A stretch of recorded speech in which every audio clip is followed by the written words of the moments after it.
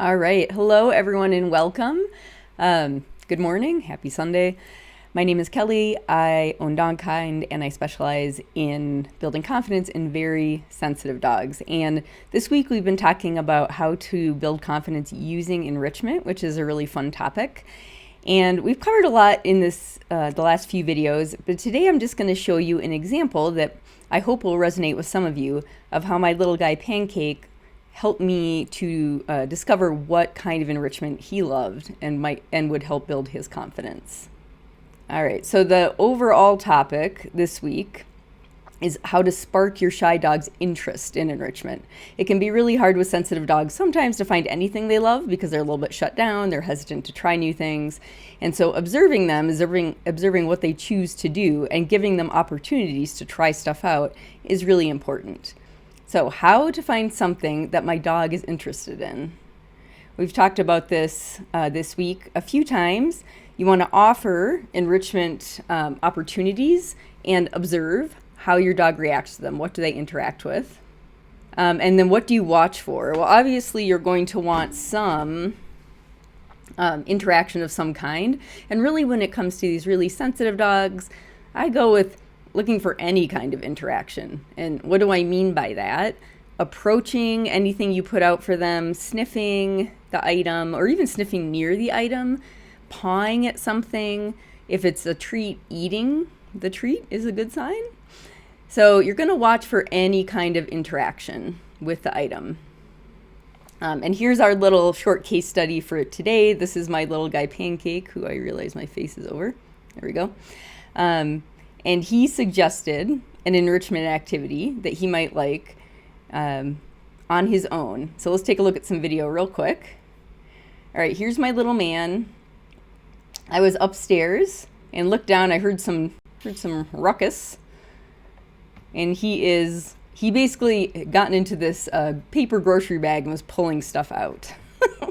So he told me that unpacking this bag was something he found worth doing.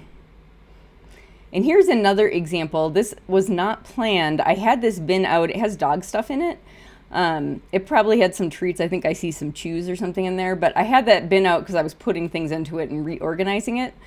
But I was sitting a short distance away, and at this time in our sort of journey together, he wasn't real comfortable with me watching him, so I was trying to be very quiet as I noticed him showing some interest in this tub.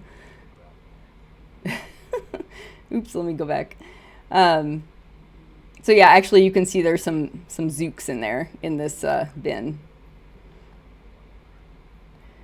And I just was quiet and just let him check it out. And he eventually kind of climbed into this thing and started pulling things out. And for him, this was a really big deal, interacting with a large object and even doing this while I was nearby, really unusual. So once I noticed that he had this interest, this thing is a little lower, you see, this is a laundry basket. I wanted to make it easier for him. And this one was purposely loaded with good stuff like treats and toys.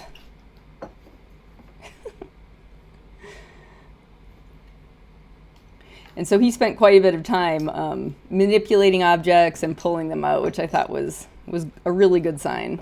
So as background, you just saw Pancake interacting with some large objects and manipulating them. If you don't know him, this is in the photo here on the right. That's him just peeking out of a covered side of a safe space. He's really nervous. He is very fearful, showed no social behavior. And it was more than a year and a half before he even felt comfortable leaving his safe space. And he was afraid of everyone, including me. So being able to kind of check something out and make this accidental discovery that Pancake likes unpacking stuff was pretty exciting. So again, the topic this week is finding something that sparks your fearful dog's interest. Smelly foods and outdoor smells we talked about earlier this week. But the last two examples are really more about the individual preferences of your dog, observing them. What do they tell you they might be interested in? What kind of activities might they be interested in trying out? So When it comes down to it, smelly foods and outdoor scents are a good way often to get them showing some interest, to like get them to move and approach something. But in the end, you're looking at whatever your dog tells you that interests them. All right, if you don't have this free guide already, your Fearful Dog's first enrichment game, go ahead and grab it at the link, dogkindtraining.com/fun, and give it a try and let me know what you think. And hang around. Next week, I will be back. Tuesday is my next live video, and we will talk about using enrichment to sort of spread quote-unquote confidence, generalized confidence to new contexts. So I hope to see you there. All right, everyone, have a great weekend.